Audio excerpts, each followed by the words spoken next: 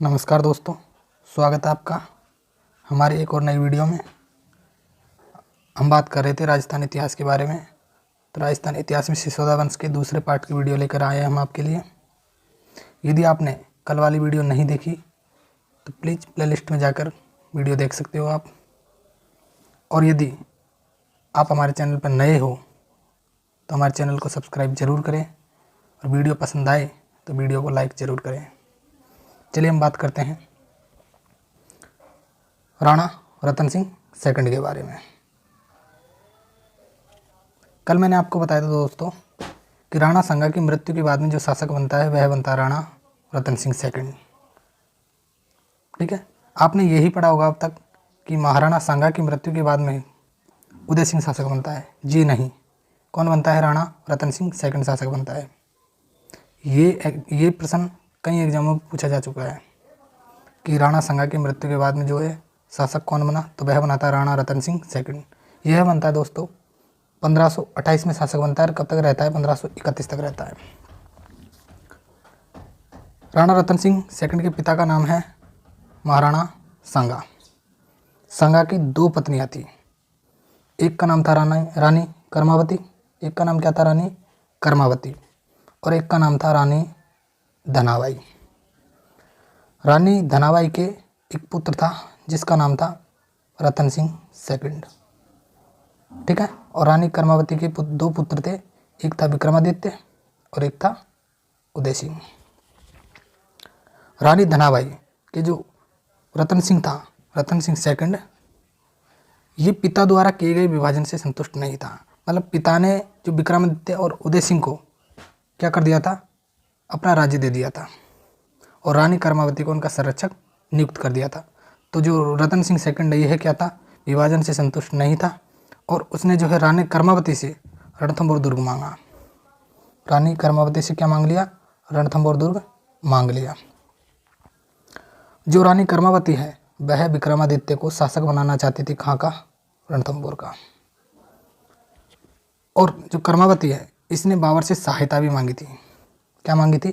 बाबर से सहायता भी मांगी थी। तो सन 1531 में सूरजमल के निमंत्रण पर अहेरिया उत्सव होता है और अहेरिया उत्सव में सूरजमल और रतन सिंह सेकंड में तकरार हो जाती है और रतन सिंह सेकंड की क्या हो जाती है? मृत्यु हो जाती है। मतलब रानी कर्मावती ने पहले तो सहायता मांगी थी बाबर से और फिर सहायता मांगी थी भाई सूरजमल से। किससे मांगी थी? भाई हाड़ा से क्या करती है? सहायता मांगती है। सूरजमल हाड़ा कहाँ का है? तो ये बूंदी का है।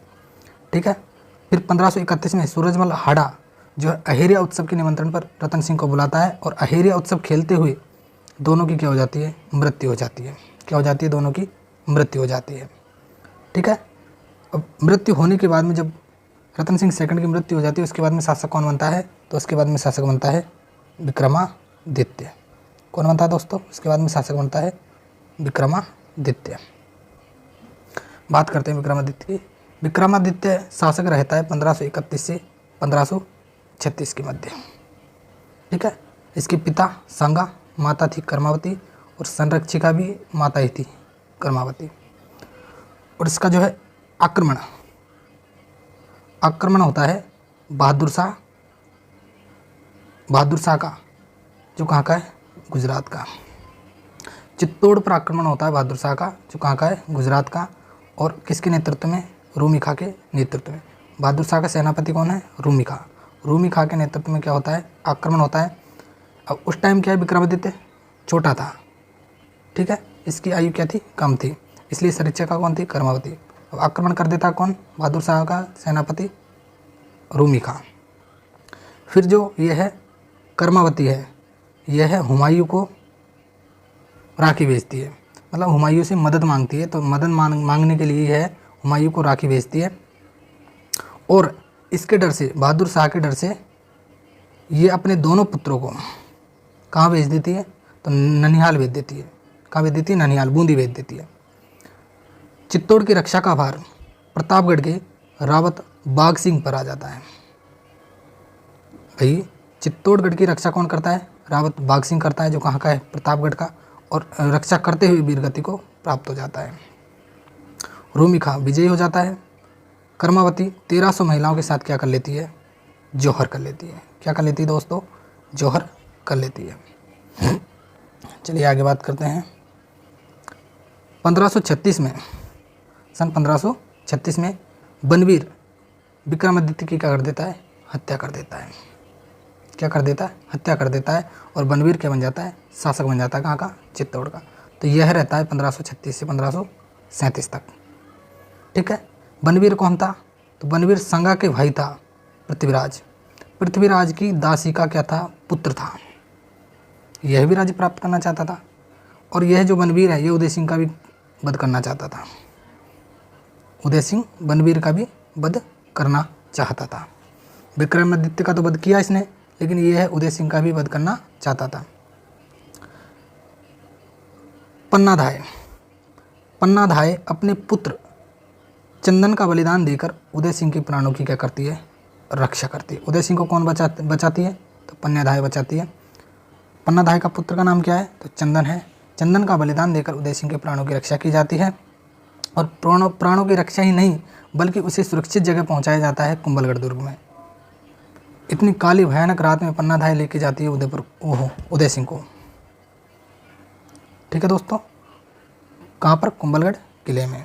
अब कुंभलगढ़ किले में जो देखभाल करती है वह कौन करता है? आशा देवपुरा नामक व्यक्ति। कौन करता है? आशा देवपुरा। देखभाल का कार्य किसने किया कुंभलगढ़ में? आशा देवपुरा ने किया। अब हम देख लेते हैं बनवीर के निर्माण कार्य। बनवीर के निर्माण कार्य, तो इसने नौकोड़ा महल बनवाया, नवलखा महल बनवाया और तुलजा भवानी मंदिर का निर्माण भी इसने चित्तौड़ में करवाया। ठीक है दोस्तों। बनवीर समझ में आया। सांगा के भाई पृथ्वीराज की दासी का पुत्र था। यह उदय सिंह की हत्या करना चाहता था। विक्रमादित्य की इसने हत्या की। पन्नाधाय जो थी उसने अपने पुत्र का बलिदान देकर उदय सिंह के प्राणों की रक्षा की। पन्नाधाय ने उदय सिंह को कुंभलगढ़ दुर्ग में सुरक्षित पहुंचाया। और कुंभलगढ़ दुर्ग में देखभाल किसने की? आशा देवपुरा ने की। और जो बनवीर ने जो निर्माण कार्य करवाए चित्तौड़ में वो नौकोड़ा महल, नवलखा महल और तुलजा भवानी मंदिर। चलिए आगे बात करते हैं। हम बात करते हैं उदय सिंह की। किसकी बात करते हैं? उदय सिंह की। उदय सिंह का शासनकाल देखते 1537 से 1572 रहा। इसे बचाया किसने था? पन्नाधाय ने। किसकी बलि देकर? अपने पुत्र चंदन की बलि देकर। सुरक्षित कहाँ पहुँचाया इसे? कुंभलगढ़ किले में। जो उदय सिंह का जो राज तिलक है वह किसने किया? 1537 में किया था मालदेव ने। किसने किया? मालदेव ने। ठीक है। 1559 में उदय सिंह ने उदयपुर नगर बसाया। और उदयपुर नगर बसाया ने उसके पास में उदय सागर झील का निर्माण भी करवाया और मोती मगरी के सुंदर महलों का भी क्या करवाया? निर्माण करवाया। ये दो चीज़ आपको ध्यान रखनी है। उदयपुर नगर बसाया कब? 1559 में। और उदय सागर झील का निर्माण और मोती मगरी के सुंदर महलों का निर्माण भी उदयपुर में करवाया। अक्टूबर 1567 में अकबर का चित्तौड़ पर आक्रमण होता है। अकबर का चित्तौड़ पर क्या होता है? आक्रमण होता है। जैसे ही अकबर का चित्तौड़ पर आक्रमण होता है उदय सिंह वहाँ से चला जाता है और अपना सरदार था एक सेनापति जयमल और फत्ता, उनको किले की रक्षा का भार क्या कर देता है? सौंप देता है। ठीक है। और ये दोनों लड़ते हुए अकबर से, जयमल व फत्ता दोनों लड़ते हुए वीरगति को प्राप्त होते हैं। और इतनी तगड़ी जो है, इतना तगड़ा युद्ध होता है कि अकबर भी देख कर एक बार तो चौंक जाता है। तो इनकी वीरता को देखकर इनकी हाथी पर सवार जो है प्रतिमा कहाँ लगा रखी है? कहाँ लगाई थी अकबर ने? आगरा में लगवाई थी दोस्तों। कहाँ लगवाई थी? आगरा किले के बाहर लगवाई थी। ठीक है। चलिए आगे देखते हैं। अकबर के समय ही अफगानी शासक था शेर शाह सूरी। सन 1544 की बात है। शेर शाह सूरी की अधीनता स्वीकार करने वाला मेवाड़ का प्रथम शासक कौन था? तो वह था उदय सिंह। यदि आपसे पूछा जाए कि अफगानी अधीनता स्वीकार करने वाला मेवाड़ का प्रथम शासक कौन था? तो वह था उदय सिंह। किसकी अधीनता स्वीकारी थी? तो शेर शाह सूरी की। ठीक है दोस्तों। आपको एक ये इम्पोर्टेंट युद्ध और ध्यान रखना है, हरमाड़ा का युद्ध। किसका? हरमाड़ा का युद्ध। कब? 25 जनवरी 1557 को होता है। किस किस के मध्य होता है? हाजी पठान के मध्य और उदय सिंह के मध्य होता है। उदय सिंह जीत जाता है और हाजी पठान हार जाता है। केवल यही ध्यान रखना है आपको। ठीक है। 28 फरवरी 1572 को गोगुंदा में उदय सिंह का देहांत हो जाता है। ठीक है दोस्तों, उदय सिंह के बारे में समझ में आया। चलिए आगे चलते हैं। अब हम बात करते हैं महाराणा प्रताप की। सबसे मोस्ट इंपॉर्टेंट शासक है महाराणा प्रताप। इससे एग्जाम में अक्सर बहुत सारे क्वेश्चन बनते हैं। चलिए हम बात करते हैं महाराणा प्रताप के बारे में। महाराणा प्रताप का शासनकाल कब से कब तक है दोस्तों? तो यह शासनकाल रहा 1572 से लेकर 1597 तक। इनका जन्म 9 मई 1540 को ज्येष्ठ शुक्ल 1593 विक्रम संवत, BC का मतलब है दोस्तों विक्रम संवत। बार क्या था उस दिन? रविवार था। कहाँ हुआ? तो बादल महल की जूनी कचहरी कुंभलगढ़ में। कहाँ हुआ? कुंभलगढ़ में हुआ, बादल महल की जूनी कचहरी में। इनके पिता का नाम उदय सिंह था, माता का नाम जयवंताबाई था और बचपन का नाम इनका क्या था? कीका था। कीका का मतलब होता है छोटा बच्चा। कीका का मतलब क्या होता है? छोटा बच्चा। चलिए बात करते हैं आगे। 28 फरवरी 1572 को गुरुवार के दिन इनका क्या हो जाता है? राज्याभिषेक हो जाता है और ये क्या बन जाते हैं? शासक बन जाते हैं। महाराणा प्रताप क्या बन जाते हैं? शासक बन जाते हैं। महाराणा उदय सिंह ने जगमाल को उत्तराधिकारी बनाया। मतलब राज्याभिषेक से पहले की बात है दोस्तों ये। महाराणा उदय सिंह ने जगमाल को उत्तराधिकारी बनाया, लेकिन सरदारों ने इसे नहीं स्वीकारा और प्रताप को गद्दी पर बैठाया। मतलब वहाँ के जो सरदार थे वो बिल्कुल भी जो है महाराणा उदय सिंह की बात से खुश नहीं थे। जो जगमाल जो शासक बनना चाहता था उससे वह खुश नहीं थे, तो उन्होंने इस जगमाल को जो है अस्वीकार कर दिया और महाराणा प्रताप को क्या कर लिया? स्वीकार कर लिया और महाराणा प्रताप को गद्दी पर बैठा दिया दोस्तों। चलिए आगे बात करते हैं। जब महाराणा प्रताप शासक बन जाता है मेवाड़ का, तो उसके सामने दो मार्ग होते हैं दोस्तों। अब दो मार्ग कौन कौन से? भाई शासक बनेगा तो कुछ ना कुछ कठिनाइयाँ तो हुई ना, तो वो कठिनाइयाँ कौन कौन सी थी और दो मार्ग कौन कौन से थे उनके सामने? एक मार्ग तो यह था कि वह अकबर की दीनता स्वीकार कर ले और अपना सुविधापूर्ण जीवन जी ले, और दूसरा मार्ग यह था कि वह अपना स्वतंत्र अस्तित्व एवं देश की प्रतिष्ठा बनाए रखे। अपना स्वतंत्र अस्तित्व एवं देश की क्या बनाए रखें? प्रतिष्ठा बनाए रखें। ठीक है दोस्तों, पहला तो यह था और दूसरा यह था। पहला क्या था? अकबर की अधीनता स्वीकार कर सुविधापूर्ण जीवन बिताएं, और दूसरा था स्वतंत्र अस्तित्व एवं देश की प्रतिष्ठा बनाए रखें। तो उन्होंने दोस्तों सेकंड विकल्प को चुना, मतलब इस विकल्प को उन्होंने चुना, ना कि अकबर की अधीनता स्वीकार की। अकबर की अधीनता बिल्कुल स्वीकारी नहीं, और उन्होंने सेकंड जो ऑप्शन है उसको चुना। सर्वप्रथम मेवाड़ को संगठित करने का बीड़ा उठाया। सबसे पहले क्या काम किया? मेवाड़ को संगठित किया। उसके बाद में क्या किया? भीलों का गुट बनाया और सबसे पहले सैन्य व्यवस्था में उच्च पद का सम्मान दिया। भीलों को उच्च पद का सम्मान देने लग गया दोस्तों।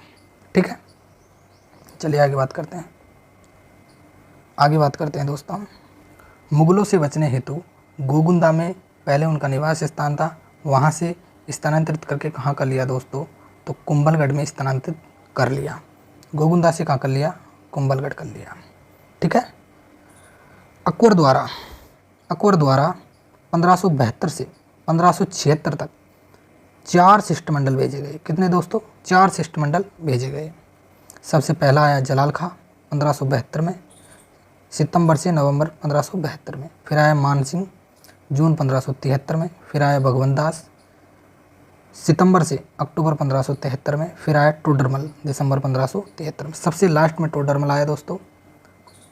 4 शिष्टमंडल भेजे गए किसके द्वारा? अकबर द्वारा 1572 से 76 के बीच में। इन 4 सालों के मध्य 4 शिष्टमंडल भेजे गए। 72 में जलाल खां, मानसिंह 73 में, भगवंत दास भी 73 में, टोडरमल भी 73 में।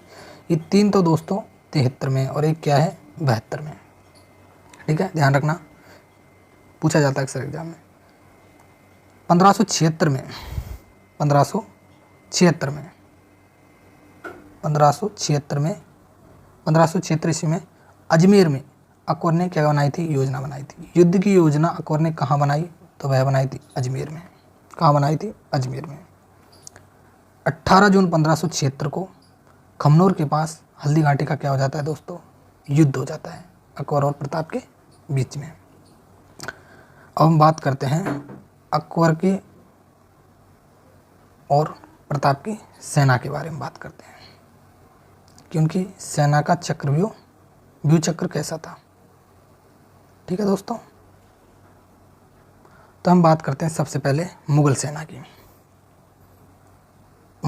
की। तो दोस्तों देखिए, दो प्रकार की शाखा हुआ करती थी, हरावल और चंद्रावल। हरावल कहते हैं अग्रिम भाग को और चंद्रावल कहते हैं पश्चिम भाग को। और एक मध्य भाग होता था जिसमें शम राजा रहता था, शम शासक रहता था। ठीक है, मुगल सेना की बात करें हम तो मुख्य सेनापति मुगल सेना का कौन था? हरावल शाखा का वह था मान सिंह, जो कहाँ का था? आमेर का था। इसने जो है हरावल शाखा का क्या किया था? नेतृत्व किया था। क्या किया था? नेतृत्व किया था। इसी प्रकार हम हरावल शाखा के बारे में बात करें तो गाजी खां बदखशी, राजा लूणकर्ण, सैयद अहमद खां, ये चार तो दोस्तों हरावल शाखा से थे। सॉरी दोस्तों। इसके अलावा मध्य भाग की बात करें तो सैयद हासिम, मोहम्मद रफ़ी और आसिफ खां, ये मध्य भाग में थे दोस्तों, तीनों के तीनों ही। और यदि हम चंद्रावल की बात करें, चंद्रावल शाखा की बात करें मुगल सेना की, तो मिहत्तर खां था और माधो सिंह था। चंद्रावल जो शाखा है उसका नेतृत्व करता कौन है दोस्तों? मिहत्तर खां। यदि आपसे पूछ ले कि जो मुगल सेना में जो हरावल शाखा है उसका मुख्य सेनापति कौन था, तो वह था मान सिंह। उसका नेतृत्व करता कौन था? तो वह था मान सिंह। मध्य भाग के बारे में पूछ ले तो ये तीनों है दोस्तों। यदि आपसे चंद्रावल के बारे में पूछ ले कि मुगल सेना का जो चंद्रावल शाखा है उसका नेतृत्व करता कौन था, तो वह था मिहत्तर खां। कौन था? मिहत्तर खां। इसी प्रकार यदि हम महाराणा प्रताप की सेना के बारे में बात करें कि इनकी व्यूह रचना कैसी थी, तो हरावल की बात करें हम सबसे पहले हरावल शाखा की। हरावल होता है अग्रभाग। ठीक है दोस्तों, तो मुख्य सेनापति था हाकिम खां सूर। हरावल शाखा का नेतृत्व किसने किया? हाकिम खां सूर ने, और ये मुख्य सेनापति भी था प्रताप का।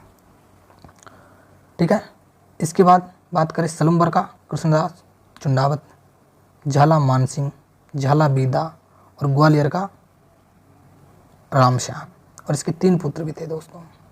ठीक है, तो आप ध्यान रखेंगे, हाकिम खां सूर, चुंडावत कृष्णदास, झाला मानसिंह, झाला बीदा और ग्वालियर का रामशाह, ये हरावल शाखा से थे प्रताप की सेना की ओर से।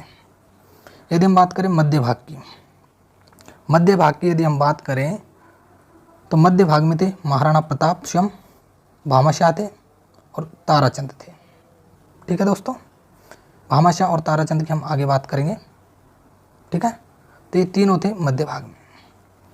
और यदि प्रताप की सेना की हम चंद्रावल यदि शाखा की बात करें पश्चिम भाग की, तो राणा पूंजा थे, गोपीनाथ थे, चेता थे, इसके अलावा रतनचंद्र और जगन्नाथ भी थे। रतनचंद्र थे, जगन्नाथ थे, चारण केशव थे, चेता थे, गोपीनाथ थे और राणा पूंजा थे।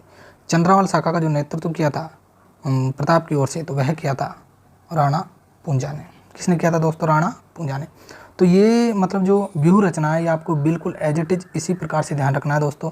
एक बार पढ़िए वीडियो को, 2 बार पढ़िए, 3 बार पढ़िए, जब तक आपके समझ में ना आए तब तक पढ़िए इस वीडियो को।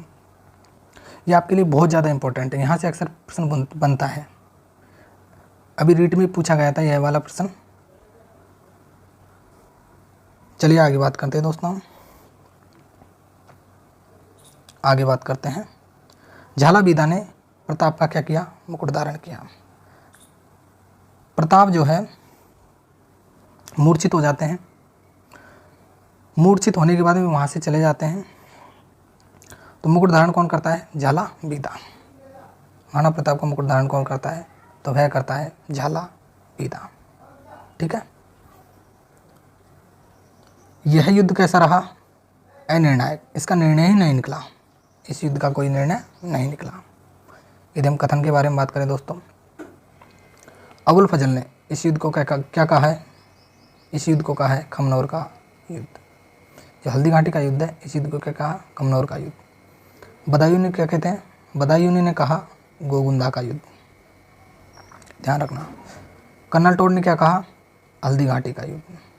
ठीक है, और दीवेर के युद्ध को दोस्तों, दीवेर का युद्ध होता है सन 1582 में, ये अलग है दोस्तों, लेकिन ये कथन कर्नल टोड का ही है, 1582 में होता है। कब होता है? 1582 में। 1582 में होता है दिवेर का युद्ध। दिवेर के युद्ध को कर्नल टोड ने मेवाड़ का मैराथन कहा है। ठीक है दोस्तों। अब यदि हम इनके हाथियों की बात करें तो इनके जो प्रमुख हाथी मर्दाना था वह सवाई मानसिंह का था, जो आमेर का था। हवाई जो हाथी था वह अकबर का था।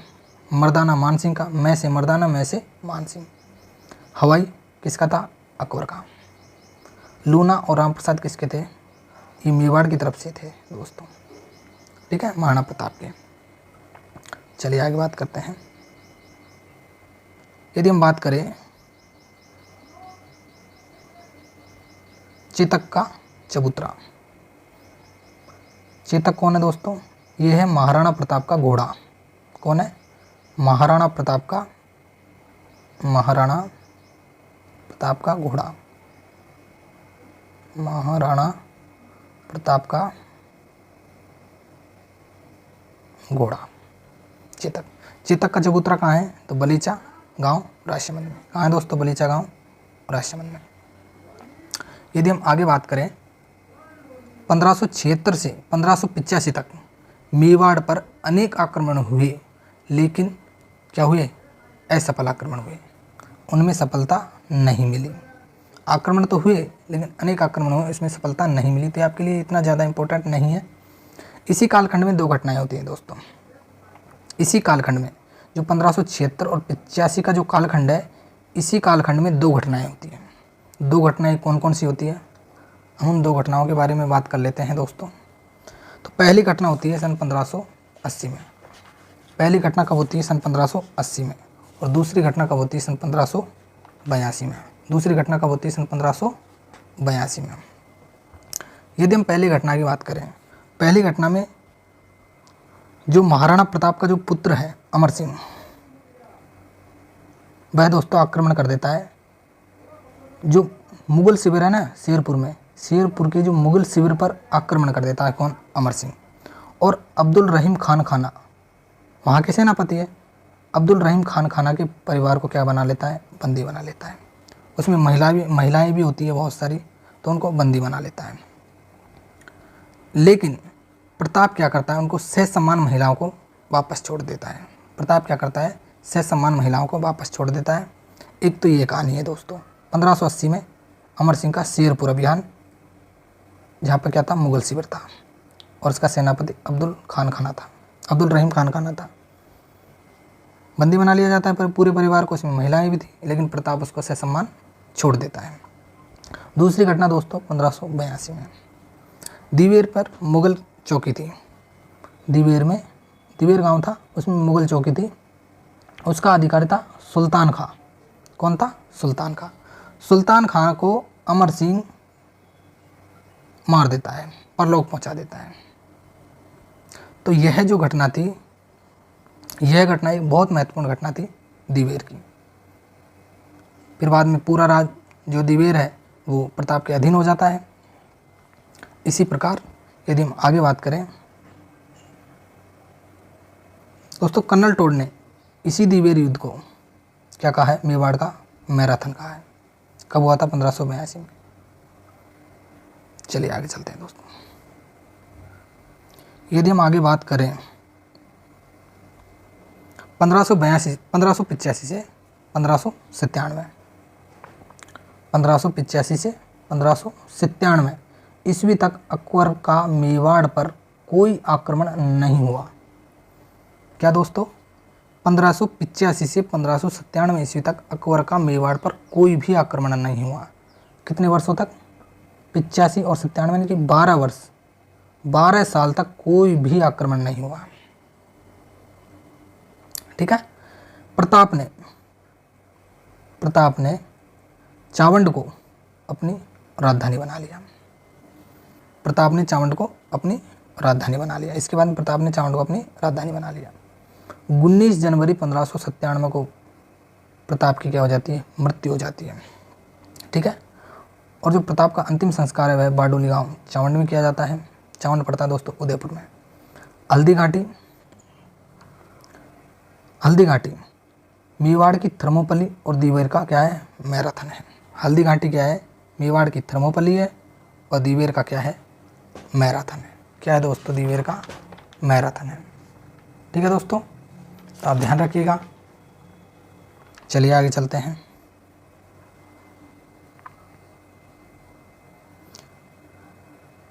आगे देखते हैं दोस्तों भामाशाह के बारे में। भामाशाह का के बारे में जानते हैं, थोड़ी सी चर्चा लेते हैं भामाशाह के बारे में। भामाशाह को टोड ने मेवाड़ का क्या कहा है, उद्धारक कहा है। किसने कहा है दोस्तों, कर्नल जेम्स टोड ने। इसे घोड़े वाले बाबा के नाम से भी जाना जाता है, कर्नल जेम्स टोड को।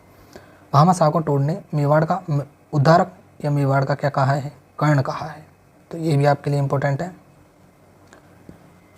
भामाशाह और ताराचंद दोस्तों मालवा को लूट कर लेके आते हैं और मालवा से 25 लाख रुपए और 20,000 सोने की असरफिया लाते हैं।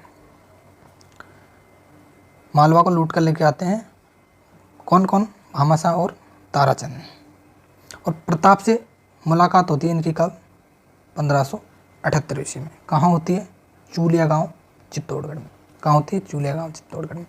ये मालवा से जो रकम लूट के लाए 25 लाख रुपए और 20,000 सोने के असरफिया, ये प्रताप को दे देते हैं। प्रताप को क्या कर देते हैं, भेंट कर देते हैं। प्रताप को भेंट कर देते हैं, जिससे क्या होता है, प्रताप की सेना का खर्चा चलता है। 25,000 सेना का 12 वर्षों तक क्या चलता है, खर्चा चलता है। और प्रताप भामाशाह को अपना PM नियुक्त कर देता है, यानी कि प्रधानमंत्री नियुक्त कर देता है।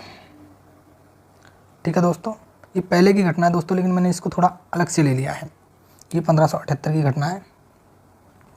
ठीक है दोस्तों, चलिए आगे बात करते हैं प्रमुख रचनाओं की, जो अक्सर पूछी जाती है एग्जाम में। प्रमुख रचनाओं में बात करें हम हेमरतन के द्वारा। किसके द्वारा दोस्तों, हेमरतन द्वारा महिपाल चौपाई, अमर कुमार चौपाई, सीता चौपाई, लीलावती, ये रचनाएं रची गई थी। किसके द्वारा, हेमरतन के द्वारा। महिपाल चौपाई, अमर कुमार चौपाई, सीता चौपाई और लीलावती। यदि हम बात करें दुर्साहड़ा की, दुर्साहड़ा ने दोस्तों प्रताप के नाम पर विरुद्ध छित्री नामक क्या लिखा था, एक ग्रंथ लिखा था, विरुद्ध छित्री। कौन सा, विरुद्ध क्षेत्री। यदि हम बात करें अज्ञात कवि, तो इसने ग्रंथ लिखा था पतायण। कौन सा लिखा था, पतायण। इसी प्रकार हेमरतन की हम दोबारा बात करें तो इसने गोरा बादल पद्मिनी चरित्र चौपाई की क्या की है, रचना की है। गोरा बादल पद्मिनी चरित्र चौपाई की क्या की है, रचना की है। इसी प्रकार चारण साधु प्रताप सिंह का झूलना लिखते हैं। क्या लिखते हैं, प्रताप सिंह का झूलना की क्या करते हैं, रचना करते हैं। तो ये जो रचनाएं आपके लिए बहुत ज़्यादा इम्पोर्टेंट है दोस्तों। ये रीट के लिए भी है इम्पोर्टेंट, ये सेकंड ग्रेड के लिए भी इम्पोर्टेंट है और ये फर्स्ट ग्रेड के लिए भी उतनी ही इम्पोर्टेंट है। जितनी भी टीचर की जो एग्ज़ाम है लगती है, उनके लिए, सबके लिए ये रचनाएं बहुत ज़्यादा इम्पोर्टेंट है दोस्तों। ठीक है, उनके लिए बहुत ज़्यादा इम्पोर्टेंट है। चलिए आगे बात करते हैं हम स्थापत्य कला के बारे में। स्थापत्य कला के बारे में थोड़ी सी बात कर लेते हैं दोस्तों। हरिहर मंदिर का निर्माण करवाया किसने, प्रताप ने। कहाँ करवाया, झाड़ोल तहसील के बदराना गांव में। झाड़ोल पड़ता है दोस्तों उदयपुर में। ठीक है, हरिहर नामक मंदिर का निर्माण किसने करवाया, प्रताप ने करवाया, ध्यान रखना। प्रताप की आराध्य देवी का नाम क्या था दोस्तों, तो चामुंडा माता। क्या था, चामुंडा माता। और भामाशाह की हवेली कहाँ है दोस्तों, तो ये भी है चावंड में। यदि हम बात करें महाराणा प्रताप के स्मारक की, हल्दी घाटी का स्मारक सॉरी दोस्तों, महाराणा प्रताप के स्मारक के बारे में बात करें तो इनका हल्दी घाटी में है, जो कहाँ है, राजसमंद में। जो कहाँ है, राजसमंद में। 3 जगह स्मारक है इनके दोस्तों, हल्दी घाटी राजसमंद में, फतेह सागर झील उदयपुर में और एक है पुष्कर अजमेर में। ठीक है दोस्तों, महाराणा प्रताप के स्मारक हल्दी घाटी में है, फतेह सागर झील में है और पुष्कर में है। हल्दी घाटी कहाँ है, राजसमंद में, फतेह सागर झील उदयपुर में और पुष्कर कहाँ है, अजमेर में। चलिए दोस्तों आगे चलते हैं। यदि हम बात करें इनके पुरस्कारों की, हाकिम खां सूरी पुरस्कार ये दिया जाता है हिंदू मुस्लिम सौहार्द के लिए। सौहार्द बोले तो हिंदू मुस्लिम एकता मतलब बनाए रखने के लिए दिया जाता है हाकिम खां सूरी पुरस्कार। राणा पूंजा पुरस्कार यह दिया जाता है जनजाति उत्थान हेतु। ये बहुत ज़्यादा इंपॉर्टेंट है दोस्तों पुरस्कार। महाराणा प्रताप पुरस्कार यह दिया जाता है दोस्तों खेल के क्षेत्र में। किसमें? खेल के क्षेत्र में। हल्दी घाटी पुरस्कार दिया जाता है दोस्तों पत्रकारिता के क्षेत्र में। किसके क्षेत्र में? पत्रकारिता के क्षेत्र में। महाराणा प्रताप पुरस्कार खेल के क्षेत्र में और हल्दी घाटी पुरस्कार पत्रकारिता के क्षेत्र में। और दोस्तों एक महत्वपूर्ण रचना है, ये अक्सर एग्जाम में पूछी जाती है, पाथल व पीथल की रचना, जो किसके द्वारा रची गई? कन्हैयालाल सेठिया के द्वारा। आपने सुनी होगी दोस्तों कि हरी घास की रोटी ने बन बिलावड़ू ले भाग्यो, तो वो वाली जो कहानी है उसका नाम है पाथल पीथल। यह किसकी है? कन्हैयालाल सेठिया की है। अब दोस्तों एक कहावत है जो किसके द्वारा लिखित है? पृथ्वीराज और राठौड़ के द्वारा कही गई है कि मायड़ जेणो पूत जन जेणो राणा प्रताप अकोड़ सूतो ओज को जान सिराने साहब। कही गई है कि मायड़ जेणो पूत जन जेणो राणा प्रताप अकोड़ सूतो ओज को जान सिराने साहब। ठीक है दोस्तों, ये थी आज की हमारी क्लास। कल हम नेक्स्ट वीडियो लेके आएंगे आपके लिए। यदि आपने हमारी वीडियो को अब तक लाइक नहीं किया है तो प्लीज़ लाइक करें और इस चैनल को सब्सक्राइब करें, जिससे कि हर नोटिफिकेशन आपको प्राप्त हो। और अपने दोस्तों में ज़्यादा से ज़्यादा इस वीडियो को शेयर करें, जिससे